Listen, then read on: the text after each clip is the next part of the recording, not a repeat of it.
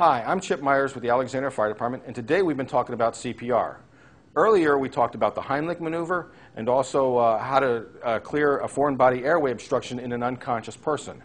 Now we're going to talk about what to do if somebody collapses in front of you, say from cardiac arrest, where their heart stops, and how to perform CPR. First thing we're going to do is we're going to do the ABCD of resuscitation, and that's airway, breathing, circulation, and defibrillation.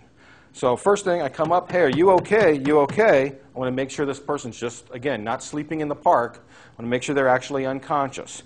There's no response. I don't see any movement. I don't see any breathing.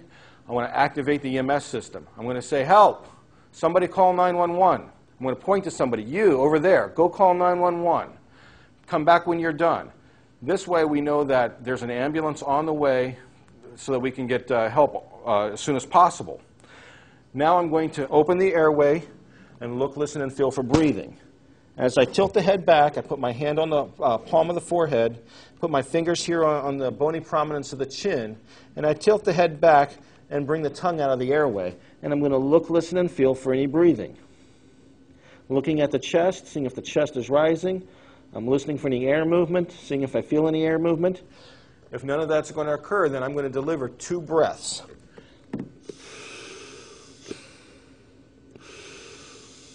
2 nice full breaths, enough air to get the chest to rise. If you don't feel comfortable sticking your mouth on the mouth of another person, you could use a commercially available pocket mask. You can get most of these at a pharmacy or someplace like that.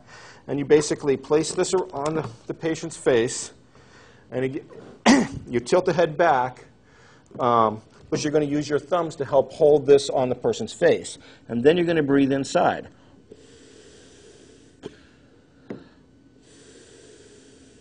Still delivering 2 breaths.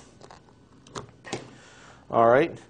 So after the 2 breaths go in, again, looking for any signs of circulation, they're not moving, they're not talking, their eyes didn't open up or anything like that, I'm going to go ahead and perform compressions. I'm going to bring my hand basically in line with their nipples, right on their breastbone, right here on the sternum, and I'm going to press down 30 times. I'm going to press hard, I'm going to press fast, and I'm going to press down about 1.5 inches to 2 inches.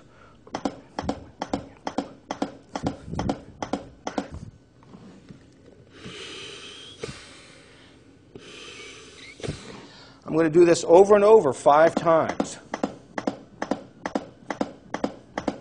So we do 30 compressions with 2 ventilations. We do that 5 times, and that's about 2 minutes. At about 2 minutes, we want to stop and look for any signs of circulation. Are they moving? Did their eyes open up? Are they breathing on their own? If you're going to bring somebody back, typically with just CPR alone, it's usually in that first 2 minutes. If they don't come back then, that's when you're going to need other help. You're going to need probably the use of an automated external defibrillator, which we'll talk about in just a moment. If you find yourself in a situation where you don't feel comfortable putting your mouth on the mouth of another person, you could do something called hands-only CPR. Hands-only CPR is you're just doing compressions. That's all. You don't stop to actually give the ventilations. It does provide a little bit of gas exchange. Not a lot. It's not ideal. It's better to have the ventilations in there, but it's still better than nothing. And that would be just compressing for about 2 minutes. Okay, next we're going to talk about use of the automated external defibrillator. To watch the other segments in this video series or for how-to videos on almost any other topic, visit monkeyseed.com.